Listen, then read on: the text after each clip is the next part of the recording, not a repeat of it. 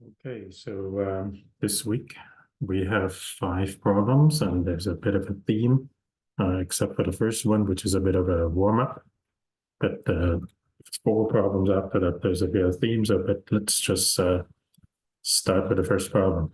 Okay, so here, if you read the problem, you have the easiest thing to do is just go down to the input. You have an n, which is up to from 1 to 20, followed by string of up to 1,000 zeros and ones. And for each time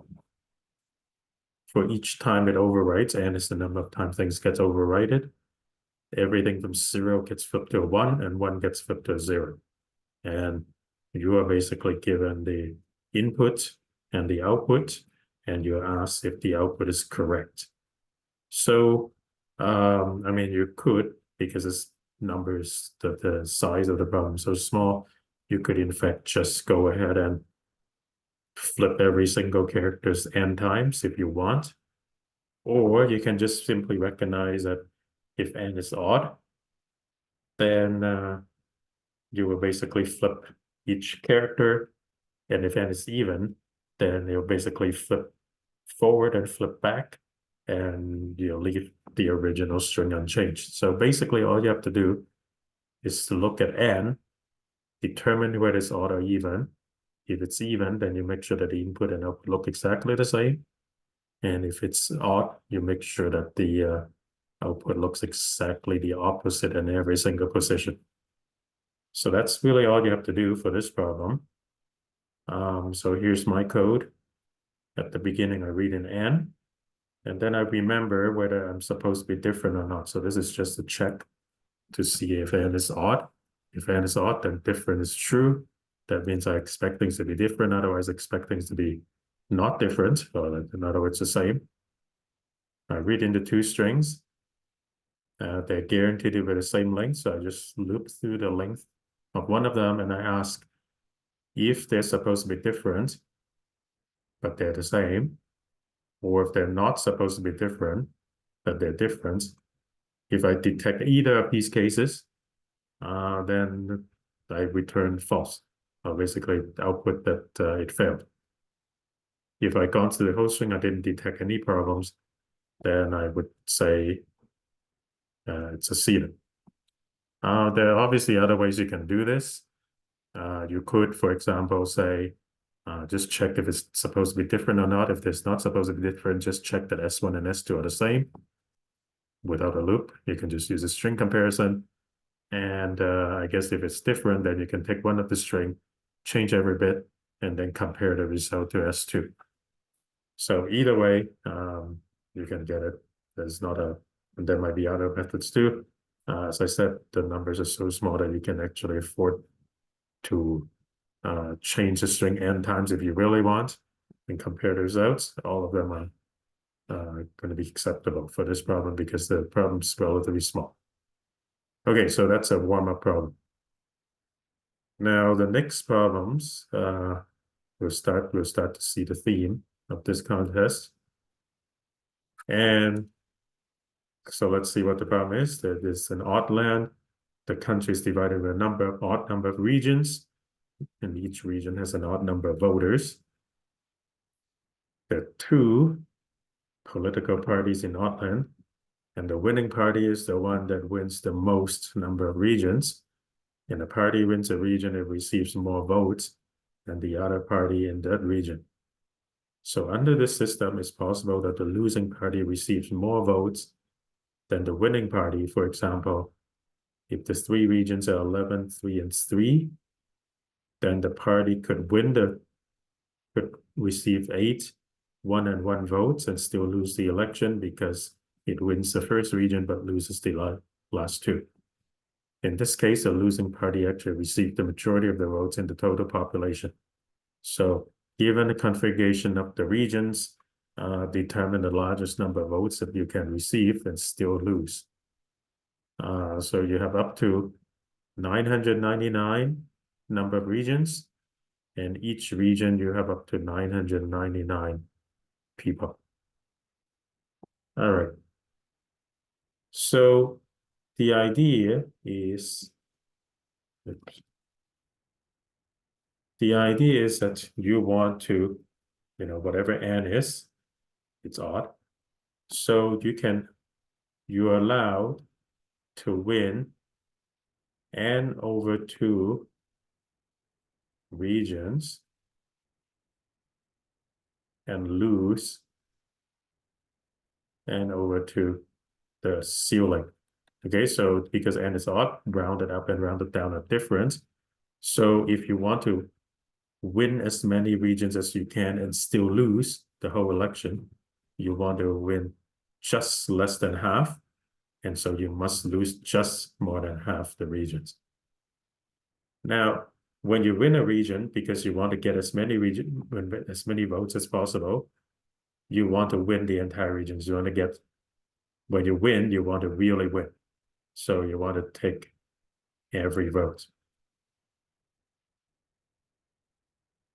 And when you lose, you want to take as many votes as you can and still lose. So in other words, if the total population of that region, whatever region it is, if the population is P, then you want to win P over 2 floor. Okay, because you can win this much and still lose the region. So now the question is, of all the regions, which one should you win and which one should you lose? Right? And the example that they show you, it's 11, 3, and 3. You want to win this one and lose these ones. And the idea is that because you want to take every vote when you win, you want to win the largest regions. And when you lose, you want to lose the smallest regions so that the overall number of votes is as big as possible. So what you want to do is you want to sort your populations from biggest to smallest. Okay, sort backwards, or you can sort it from smallest to biggest and then look at the things backwards. Actually, let's sort it the other way because it's easier.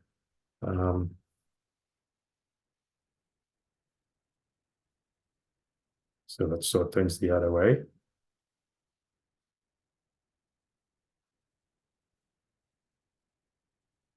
You want the first n over 2 floor to be losing. And you want, so this would be P up to n over 2, so ceiling, to be losing. And then the top, the largest n over 2 floor would be winning. So what you want to do is you want to add up for each one of these, P1 over 2 floor, because these are the losing ones. And so on. And then the ones that are winning, you just add them. Pn over 2 ceiling plus 1. Like that. And that's your answer. Alternatively, you can just say, let's add all of them together. So the total population is just P1 plus P2 plus Pn. And that would be these ones. And here you would count it too many. So you got to subtract P1 divided by 2 ceiling, because we want to keep the floor, so you have to subtract the ceiling.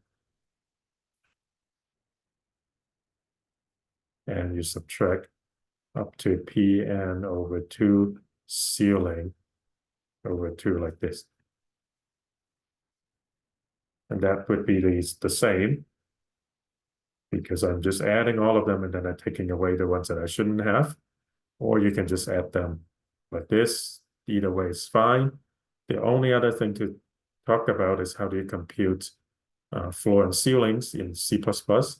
If you have ints, x, then x divided by 2, integer division, it's the same thing as x divided by 2 floor, rounded down.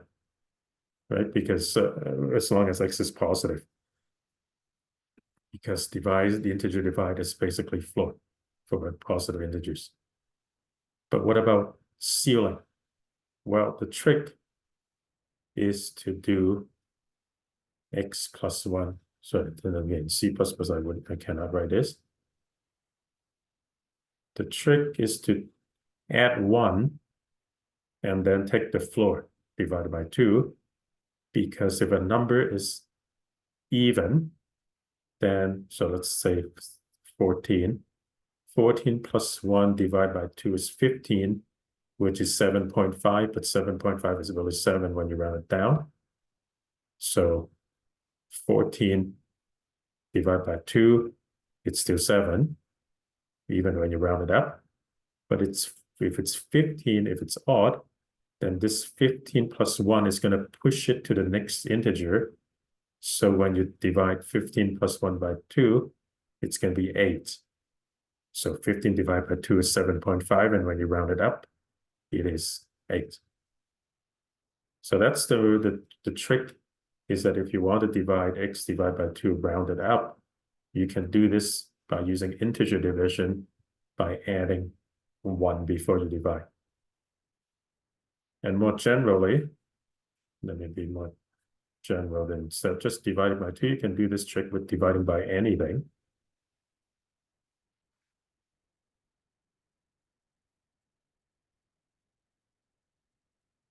If you want to say x, if you want to compute x divided by m, whatever m is, as long as it's bigger than 0. If you want to round it down, then you just write x slash m. Right? Then it's C++ integer division. But if you want to do x divided by m rounded up, then the trick is to say x plus what? X plus the divisor minus 1. So, and then you divide by m rounded down. So basically, when you divide x by m, if there's any if there's any remainder that's not 0 at all, then adding the m plus 1 will push it up to the next integer, and that will be the way that you round it up. If x divided by m has 0 remainder, then adding m minus 1 will not push it to the next integer, and you won't round it up. Okay, so that's a little trick that you might want to know for dividing and rounding up, is to add 1 less than the divisor and then divide. Okay. All right. Erase this. Okay, so that's let me show.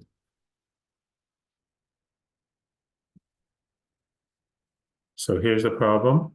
Here's my solution. So I read in m, I read in the population, I sort it. This is an STL function accumulate that basically just add up all the items in an array. So let's just add all the items in an array. This 0 just means when you add up an array or add up anything, you have to initialize a variable to start the accumulation. So usually you initialize as 0 and then you keep adding to it. So most of the time you initialize as 0, but if you want to initialize as something else before you start adding, that's how you do it. And then here, this is exactly what I talk about. You do the first n over 2 ceiling. So n plus 1 over 2. So you look at all the regions that you're supposed to lose. And for each one, you subtract the population divided by 2 rounded up, which is plus 1 divided by 2. And because it's 999 for the number of regions, 999 people, so the total number of votes that you can report at the maximum is 999 square, which is definitely okay to be stored in a 32-bit integer. So that's not a problem there with the integer overflow. You can safely use normal integers. Okay. So here, that's second question. So what is the theme here? The theme here is what we call greedy. In greedy algorithms, we typically have a problem where we look at some things to make some choices. In this case, we have to make the choice of which one do we win, which one do we lose. And once you make the choice, you don't backtrack and say, well, what if I try taking this region to be winning, and then maybe we curse and figure out what's the best, and then you just go back and say, well, what if I make this to lose, and then I try the other branch? No, with greedy, you make a choice and you never go back to change that choice. And typically with greedy, you have to sort your choices in a certain way, and you make the choices in the correct way, and then everything will be fine. So in this case, I sort my choices from largest to smallest, or smallest to largest, whichever way you want to call it. And then I basically say the smallest ones are all the losing ones, and the biggest ones are all the winning ones, and I never backcheck to try all the different ways of winning and losing. Different regions. Okay. So that's the first one. Now the next, oops.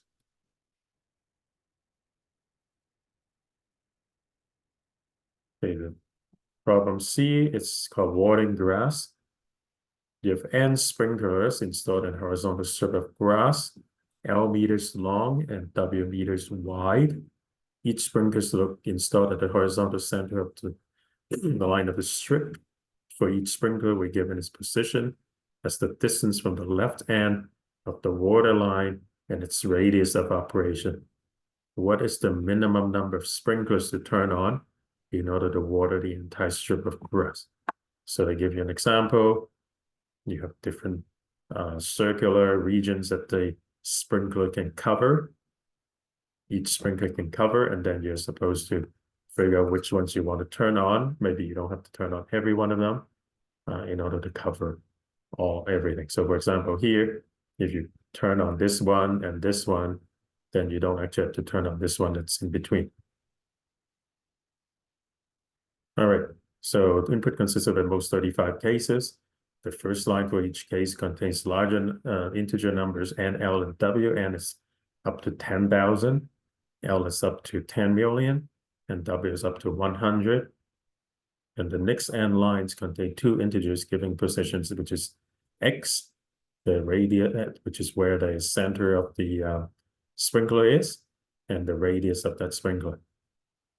Okay, for each test case, I'll put the minimum number of sprinklers needed to water the entire strip of grass. If it's impossible to water the entire strip, I'll put -1. Okay, so that's the question. So here we are, we have a strip.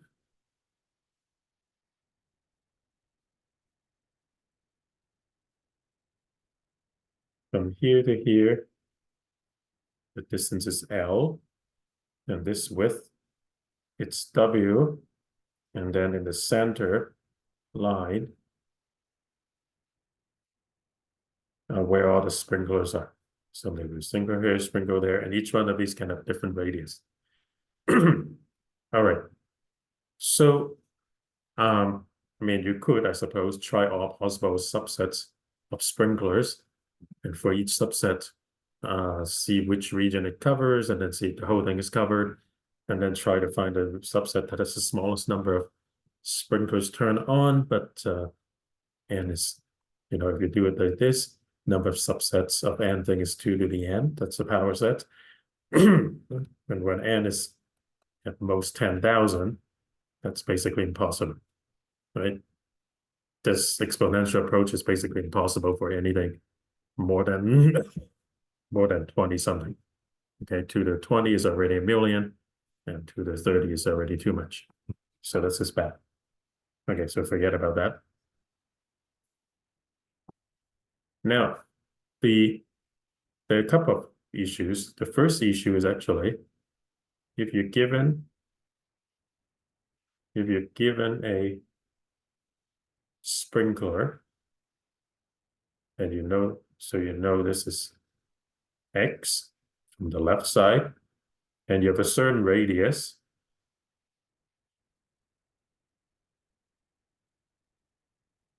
how far does it actually cover? Right? How far can you cover? And the idea is you have to think, you have to look at it carefully here. This is circle. And actually, let me make it bigger.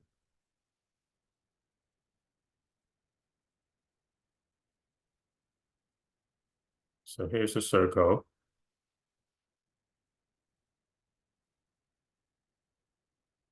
Yeah, well, it's supposed to be a circle. And let me draw this a bit better.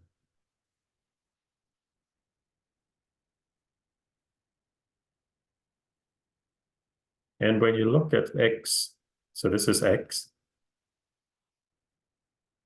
And this point would be x minus r. And this point would be x plus r. But you can't say that this sprinkler can cover up to x minus r to x plus r because you're going to be missing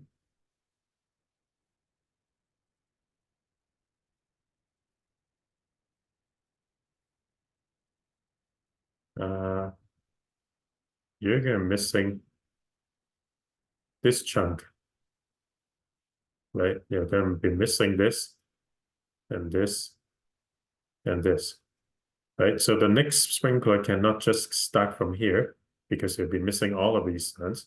So the next sprinkler must cover it, sort of this part. So even though you have this part that is could be sort of overlap with other sprinklers, you have no choice. Okay, so this part could be overlapped with other sprinklers, and in some sense it's kind of wasted, but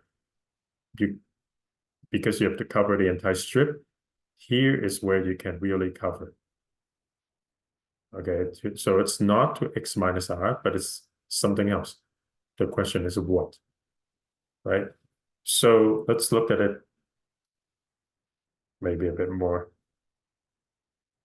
And let's blow up the picture a bit so we can see it more clearly.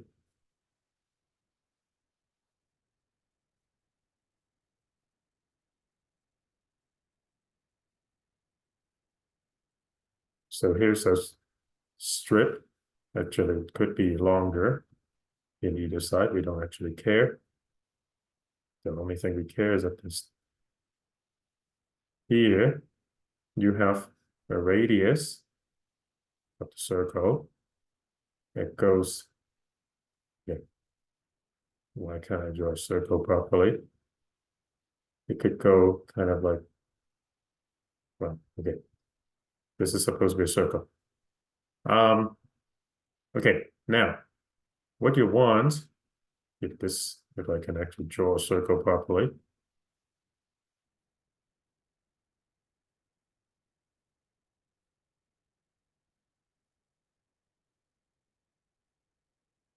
It's to figure out this point. Now this from the center to this is the radius. And we're going to use the right triangle. This part is what we want to know. Right, we'll call it, I don't know what we're going to, it's got b, the distance. But this part we know because we know the whole thing. It's w. And this is halfway, so this is w over 2. So what we know using Pythagoras is that w2 squared, w over 2 squared plus d squared, it's equals to r squared. And then we just solve for d, it's going to be r squared minus w over 2 squared square root, whatever that is, will give you this one. Okay, so it will give you this d, and then whatever d is, this point is x plus d, and the other point is x minus d. So basically for each circle, for each sprinkler, you can convert it into an interval x minus d and x plus d. And that's how much the sprinkler can cover. There's a problem.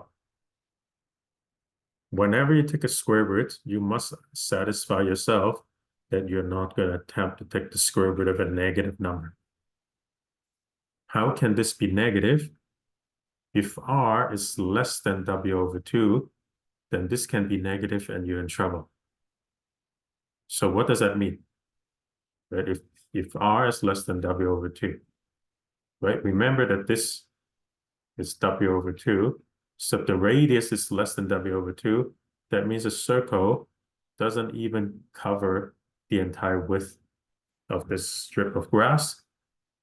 And in that case, that sprinkler is completely useless, okay? Because it doesn't even cover this part.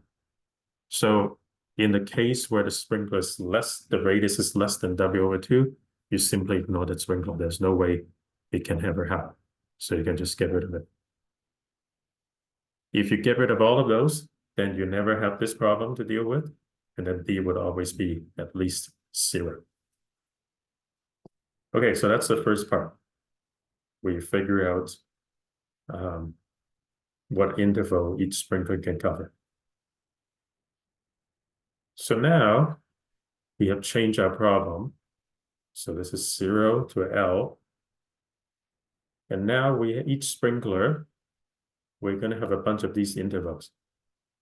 Maybe something like this. Maybe there's big one like here, and so on.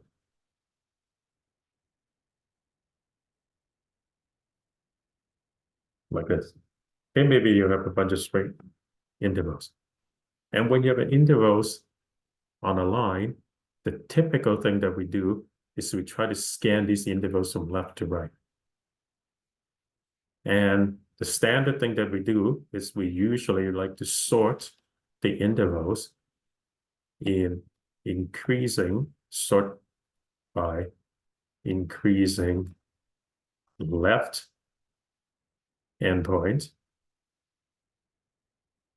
Okay, so this one comes first, then this one, then this one, then this one, then this one, then this one. Okay, we'll look at the intervals. And if there's a tie, we usually sort by, well, depending on the problem, but in this case, we want to sort by decreasing right endpoint. Why? Because if we have two intervals that start at the same spot, one ends here and one ends here, which sprinkler would you rather use? This one. Okay, because it would never help you to use this one if they start at the same spot. Okay, so how are we going to do this?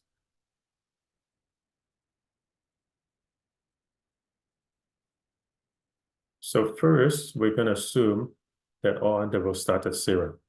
If there are any interval starts at 0 or later. If there are any intervals that can start before, you can just chop it and start at 0 because we don't care about anything that happens at 0. And similarly, any intervals that ends after L, we don't care. We can just chop it and pretend it ends at 0. That's L. All right. So what we're going to do is we're going to have a marker that says this is where we must cover from left to right. Because if let's say that's earliest, if the earliest interval starts here, you have nothing that starts at 0. So once you sort it, if the first one starts after 0, then there's nothing that can cover 0, and you can automatically say no. Okay, so now that we have seen that there's one, in this case there's only one, that starts at 0, we will pick it. Okay, we'll pick it. Not only are we going to pick it, so let's make another interval here. So there's more things to do. Not only are we going to pick it, we're going to remember that this is how far you can reach. Let's call it, you can reach here. Okay, and we're just going to keep going. So we're going to pick one. So we already picked one. Let's make it red. So now we know that we picked this one. As we scan forward, the next interval that we're going to see is this one. And we see that it's before the reaching point. So it ended before the reaching point. So it started before they reach where it can reach. So you can actually use this and still be able to, not have gaps. But it doesn't extend beyond the reach. So we don't want to use it. So we don't use this. Now we look at this one. And this time we see that, yes, there's no gap, so we can use it. And we could potentially reach all the way here. Now, this reach is not the same as this reach. Okay, so this is a bit complicated. Why? Because this has already been chosen, and this is we're still thinking about it. We're not sure. Okay, why we're not sure? Because we could see later on maybe some other one that can reach all the way to the end. So we want to maybe use that one instead. So for now, we don't know that we want to choose 2 yet. So actually what we're going to do, we instead of calling this reach, when we actually chose something, we're going to call this the target now, because this is where we have to reach, where we have to cover next. So as long as when we're scanning the intervals, if the left is less than or equal to the target, so you can still sort of use it without a gap, then you see how far you can reach. So if there's another one here, then how far you can reach is here, but it's not bigger than this, so you don't include. But if it goes further like this, then you update your can reach. So it goes like this. And now, when we see this one, when we move to this one in the sorted list of intervals, you realize that this left-hand point is now past the target. So you can no longer use it to extend. And the only way, so what you can do, what you must do is to select this one, because this is the furthest you can reach. And now I update the target to here, and I run again. I look at this and say, okay, it's before the target. So now can reach is here. This is the furthest I can reach. Now it doesn't go beyond the target, so maybe you don't want to include it, but let's say that we do for now. Then you look at this one, it's before the target, so can reach is now here.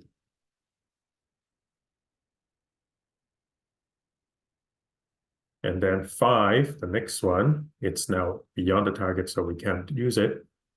So we have to choose.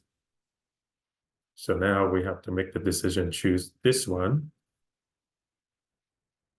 and update the target.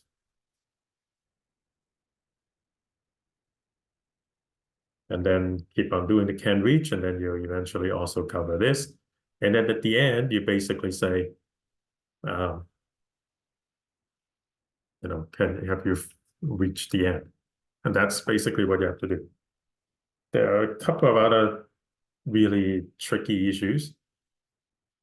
Part of the problem is that this is a floating point problem.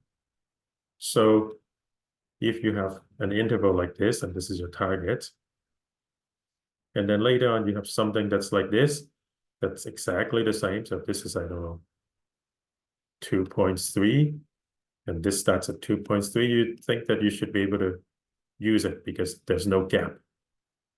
However, because all of these are done through square root computation and so on, this could turn out to be 2.3, and this could turn out to be 2.3000001, just by rounding error, even though they are supposed to be the same. So what we're going to do is when we check when things are sort of, when the left, we want to check if the left is less than or equal to target, the left-hand points, we're going to allow this to be a little bit bigger by some small amount. So with floating point computations, you sometimes have to sort of say, well, let's pretend that I'm allowing myself to be wrong by 10 to the minus 6. So 1 with 6 decimal places. And then you might say, if left is less than or equal to target plus EPS, you have to figure out where you want to actually add this EPS. On the left side or the right side. In this case, I'm allowing my left to be a little bit bigger and still call it overlap. It's okay. Okay, so that's all the kind of complication with floating point computation.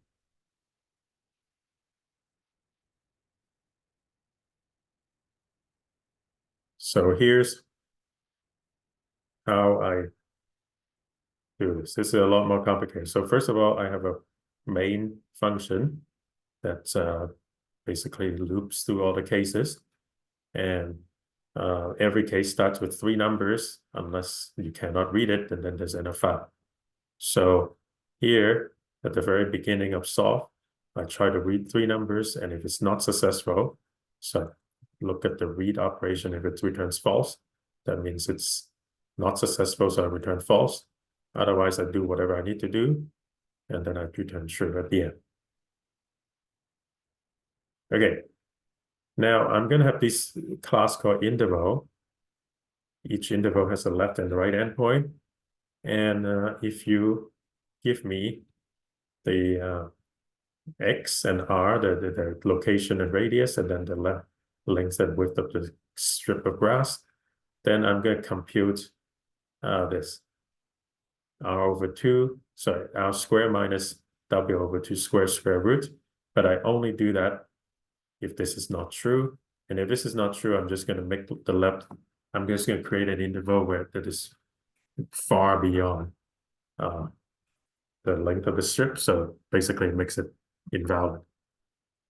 Otherwise, I compute a length, and it's either x minus length and x plus length. That's the left and right endpoint. But I also make sure that it doesn't go beyond 0 or length L. And then I have this operator that basically sort the intervals based on what I tell you. If the left and right are the same, I break ties by decreasing right, so largest right comes first. Otherwise, left, smallest left come first. And here, the only thing that I want to say is, if 2 numbers are the same, that's the tie breaking. And I'm using this fuzzy comparison that says if I subtract the 2 and the absolute value is less than 10 to the minus 6, then I consider it the same. So if the 2 numbers differ by less than basically 6 decimal places, sorry, I should say, if 2 numbers agree with each other in 6 decimal places, then I consider them to be the same number. Okay, so you have to worry about that when you deal with floating point numbers. Okay, otherwise, what do we do? Okay, so we read in N, L, and W. Then I have a vector of sprinklers, and then I go through each sprinkler, read in X and L, and then I construct the sprinkler and push it back. Construct the interval and push it back. Then I sort it from left to right, but in increasing left, but then it's tied in decreasing right. And then this is basically what I have covered. I guess actually instead of calling target and can reach, I call it covered and can cover. How much have I guaranteed to be covered? How much can I cover with what I've seen so far that I haven't chosen yet? So at the beginning, everything's 0. Number is the number of sprinklers I turn on. And gap is basically, do I have a gap? If I ever have a gap, then the answer is you can't do it. Okay, so first thing is because I made these invalid intervals that are much bigger than L. So if I ever see intervals that are, beyond the length of the field, then I just basically ignore them. If S dot left, if the left side is less than or equal to what I can cover, then I can extend the can cover. So this is my can reach by taking the max of what I can cover already and the right of that interval. Otherwise, it cannot cover anymore. So now I have to see what I can cover. Okay, so basically now I have got to a point where the next interval that I see, it's outside of what I have covered so far, so I cannot extend it using that interval. So I basically look at what I have chosen so far. If can cover, it's still less than what I have already covered. So in other words, I cannot choose anything to extend what I've covered so far, then I'm done. I know that I can't do anymore. So gap is equals to true. And I break out of the for loop. Otherwise, I select the interval and I now can cover whatever I chose as can cover, I can now cover. And then because of the way I wrote the loop, I would come down here when I see a new interval that cannot be covered before. So I need to also process that more or less the same way. So I process it more or less the same way, but if I cannot extend that, that means I have a gap. And then finally, because I have been accumulating what I can use to reach, but I have not selected it. At the very, very end, I might still have sort of a gap that I haven't selected yet. So I have to select the last one if possible. Okay, so what am I trying to say? Let me erase everything. So my entire interval from 0 to L. Maybe I have something like this. This is my first interval that I selected. And then I have a bunch of intervals like this.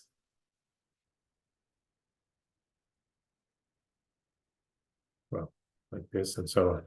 Okay. So I would keep scanning this and my can reach would be here. But my loop would exit without having, because I process all of the intervals now. And so this is my covered. I have processed all the intervals, but I haven't, my covered is still not quite L yet, even though I could select this interval to cover it up, because the only time in my loop that I actually insert and select another interval, it's when I find an interval that's beyond what is covered. And I haven't found anything.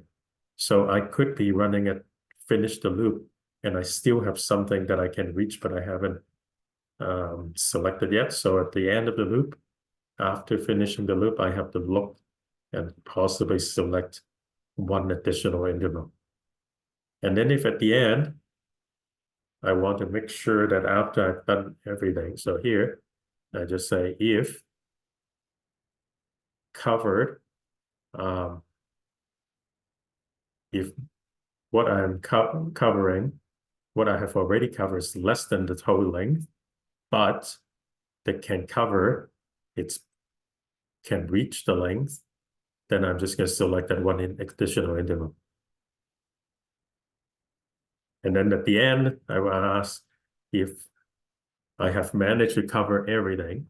So this just means that if I've managed to cover everything, but I could be a little bit under because of rounding error. So I add a little bit around this, the 1 to the -6, 10 to the -6.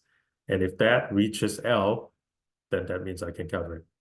Or if I ever had gap anywhere here that I discovered, then I also cannot reach, cannot cover. So then I say cannot. Otherwise, I say this is how many that I have to turn on. So basically, the idea is to turn the problem into intervals, scan them from left to right, and as I scan them, do something, keep track of stuff. And this is something that's quite common for a greedy algorithm, where I scan something from left to right, whether it's left to right in physical location or maybe a timeline from beginning of time to the end of time. So you can think of a timeline scanning from left to right, and so on. We'll see another problem like this on problem E.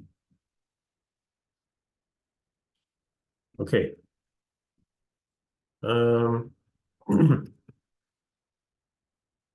next one, the code is quite short, but maybe it's a little bit harder to talk. You have to think a little bit more. You're given two vectors of the same length, x and y. Sorry, v1 and v2. X, each one has n components. The scalar product is x1 times y1 plus x2 times y2 plus xn times yn. You're allowed to permute the coordinates of each vector as you wish. Choose two permutations such that the scalar product of the two new vectors is the smallest possible and output the minimum scalar. Okay, all the numbers are between, so you have at most 800 coordinates. All the numbers are between negative 100,000 and positive 100,000. So they could be 0, they could be negative, they could be positive. All right, so let's look at the situation. x1, x2, x3, dot, dot, dot, xn, y1, y2, y3, dot, dot, dot, yn. And we're going to pair them up. We're going to multiply each one. And then we're going to add all of these things together.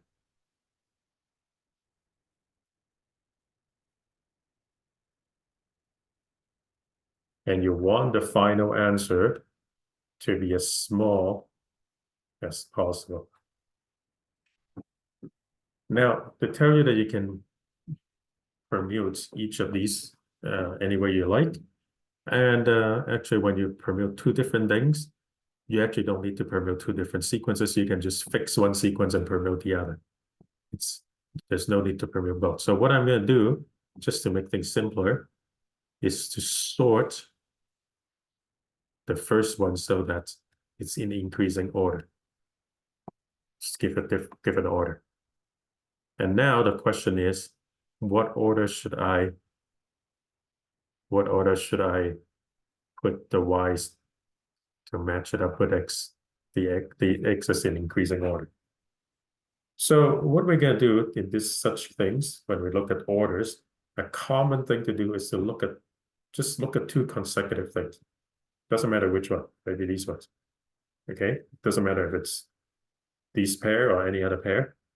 And if you know that x2 and x3 are, x2 is less than or equal to x3, then there are really only two different ways. Either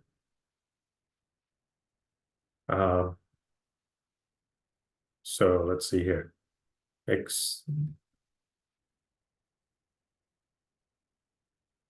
Either it's like this, or it's like this. Those are the two different ways.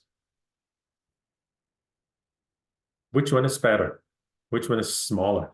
Right? Why do I care? Why do I care about this? Because if I look at this and I figure out which one is maybe, let's say x, maybe this one is smaller, then what I can do is I can swap these two, and now I have a smaller scalar product. And I can look at basically every pair and see every consecutive pair and see if I can swap, or any, it doesn't even have to be consecutive, any pair, and see if I swap. Whenever I decide, that there's some kind of way I can swap to make things better, pairs, then I'm basically doing looking at kind of a sorting algorithm in some way. Because most sorting algorithms just swapping pairs based on some properties. All right, so let's see which one is bigger.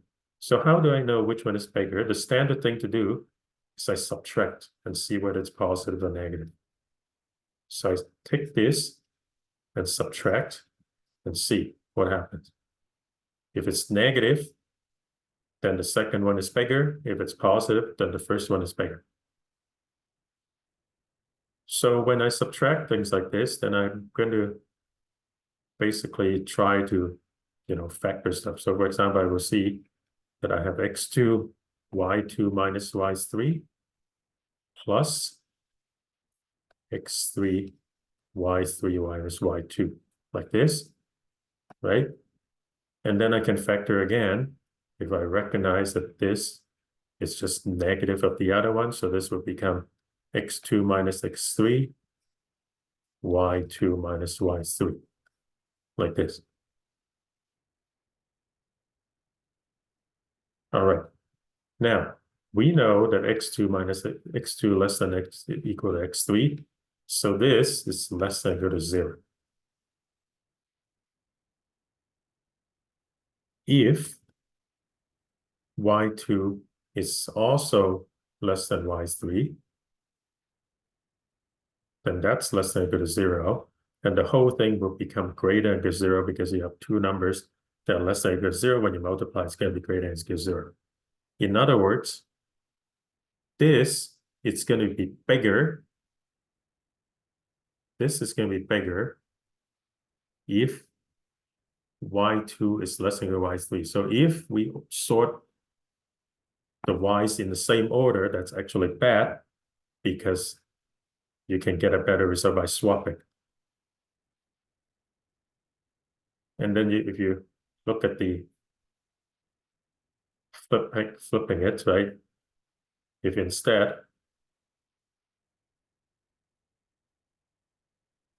y2 is greater than or equal to y3, then y2 minus y3 is greater than 0. This is greater than or equal to 0. And then this one is now smaller. Wait, hang on. So you take a negative, multiply by positive, it's less than or equal to 0. So this one is now smaller. So you want to multiply it this way if it is like this. In other words, whenever you see a pair of numbers that are in increasing order in this way, you want to swap them so that they are now in the other order to result in a smaller total sum. And you can do that for any pair of numbers that are in increasing order, you make it into the other way. In other words, all you have to do, the only time when you can no longer make any improvement is when everything is sorted in decreasing order. So what you're going to have to do basically this, after you've done all of this math, the code is actually quite easy. You sort one from increasing order, you sort the other one in the other way, and then you just multiply them, matching them all up, and then you add them. So my solution looks like this. Okay, so I have two vectors of x and y's. I read them all in. Okay, I have a lot of comments about what's going on with this math, but actually I just did them. So all you have to do is sort them. Okay, now I sort both of them the same way, but when I answered it, I take xi and then I multiply by the matching y on the other side. So it's n minus 1 minus I. If you didn't like that, you could sort y's in decreasing order, so you just do yi's. Doesn't matter. The only other thing that I have to add is that I use 64-bit integers, long for my answer because, and then for everything, because 100,000 squared, it's going to be too big for an int. Okay, 10 to the 5. When you square it, it's going to be 10 to the 10. 800 of them. So 800 times 10 to the 10 is too much for 32-bit integers. So that's why you have to use 64-bit integers. Okay. So again, this is greedy because we have to consider an ordering of how to match things up and which ones to pair things with. We never backtrack once we figure out the right order. And then we'll just do it. So another trick, so this illustrates another trick in greedy where you have to figure out an order of stuff, but instead of looking at the whole thing, you look at a pair. And then you see how can you determine in this pair which one should come first. And basically, once you know that, then you can say, well, whenever you have a pair, you need to swap because of this. You can basically pretend that it's like sorting the whole thing. All right, the last problem. How do I want to say this? Okay, first, I think you should read the problem. I don't want to spend too much time explaining what the problem is. There's this concept of a weekend and weekday, but let's not worry about that too much.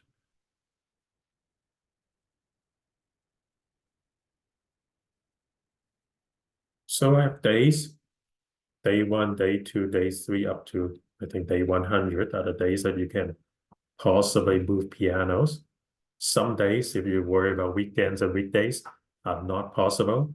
So maybe if you worry about weekends, then maybe when you get to day 6 and day 7, you just ignore them because you can't use them.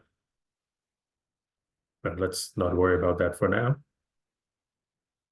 And then you're going to have pianos that have intervals. So maybe you have a piano that can only be moved on day 1 to day 5. You may have another piano that can move from day 2 to day 7. Maybe you have another piano that can be moved only from day 2 to day 3, etc. Right? So it's like a bunch of intervals. Each piano can be moved in any day in this interval, but each day you can only move at most p over 2 pianos. So p is the number of piano movers, and you need 2 people to move each piano each day. So if you have, 11 piano movers, you can only move 5 pianos.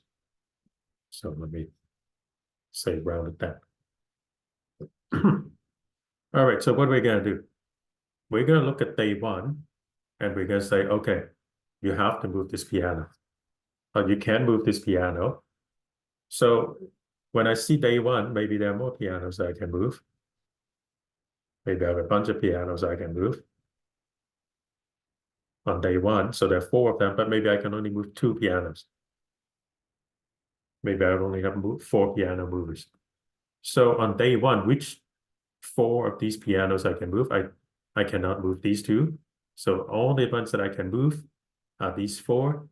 And what I should move are the ones that have the shortest interval. Because if I decide not to move these ones and move the other ones, I have less time to potentially do these 2.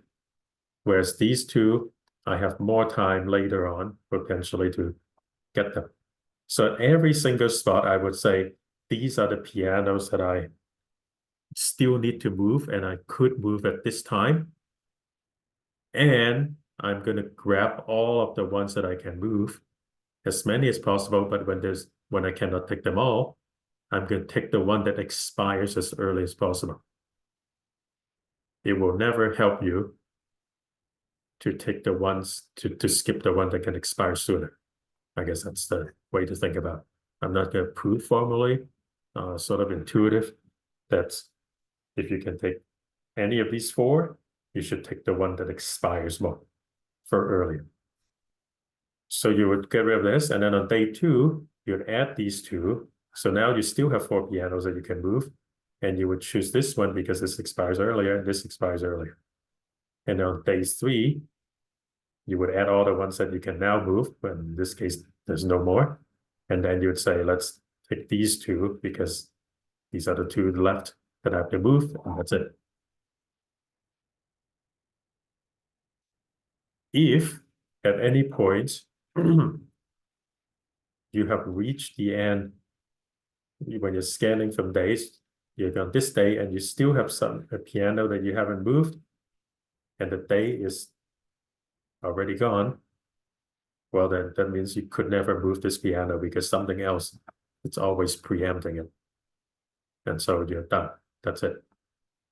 So what you have to do is basically sort the intervals again by left to right on the left point. But this time, when there's a tie, I want to sort it on the left in increasing order as well.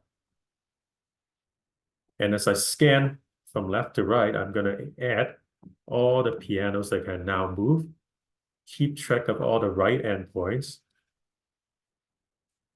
and then pick out every day at all the pianos I can take, and I want to take the ones that have the leftmost endpoint. So how do I do this?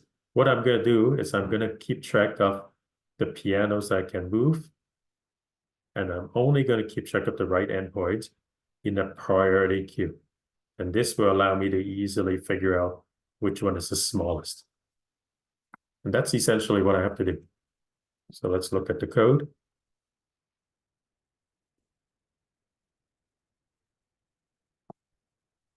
All right, the code, it looks a little bit scary because I wrote a lot of comments, but here we go. Okay, so again, I read in the number of cases, and I call solve n times for the number of cases. For each solve, what do? I read in number of pianos, number of piano movers, and I have an array that stores the intervals. So here we are. Where is it? Intervals. And I just used, in this case, the STL pair, because STL pair, if I just sort it normally with STL pair, it was sorted in from smallest to largest by the first coordinate.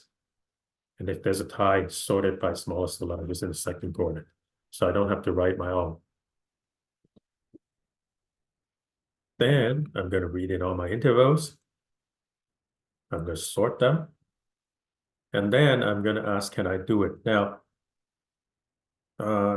because I'm going to basically run the same process twice, one that I allow weekends and one that I don't allow weekends, I'm just going to write a function called can do. I first ask, if I don't allow weekends, can I use weekends? No. If I can still do it, then I say fine. If I can not do it without weekends, but can do it with weekends, then I say you have to do weekend works. Otherwise, you can't do it at all. Okay. So this function here, can do, will tell me if I can do it. And this basically says whether I can use a weekend or not. And then I have a function that you give me a date. The day number tells me whether it's a Sunday or Saturday. Okay. All right. So I'm going to have a priority queue of the pianos moving right endpoints. That's what I talked about. I declare this priority queue in a funny way because I want to have a priority queue that keeps the minimum, not the maximum. The default is to keep the maximum. So that's why I have to reverse the comparison. That's how you can do it. Interval index is which interval I'm not looking at right now. So I just remember sorted. So I'm going to scan one day at a time from 1 to 100. Those are the 100 days. If I'm not allowed to use the weekend and the day it's a weekend, then I just skip the loop. Okay, so I don't do anything. Otherwise, if it's a day that I can use, then I'm going to look at the interval index of which intervals have I not looked at so far, as long as it's less than the total number of intervals. And the left endpoint of that interval happens on this day or before. Why is it? How can it be before? Because I might have skipped a day on the weekend, and the interval might have started on the weekend. So anyway, basically here I just add all the pianos that I can now move based on this day that I haven't seen before. And then here, basically this just says as long as I have enough piano movers and I still have pianos to move, I get rid of the pianos endpoint from the list of piano and then the priority queue. That means that I moved that piano. If on the other hand, if the best piano to move, actually it's already before the day, so that means that it's expired before today. That means that I have not successfully moved my piano. So I say false. I can't do it. And that's it. I just do all of this. And then at the end, after I process 100 days, I just ask, is the pianos list that I still have to move empty, right? If it's empty, that means I moved everything. If there's still some pianos left, that means I have not managed to move everybody. And so I return false. So this basically says if the pianos list is empty, then I return true, otherwise I return false. So here again, it's another left to right greedy, sort the intervals and process things from left to right and keeping the track of some information as you scan forward. In this case, I'm keeping track of a priority list, priority queue of the right endpoints.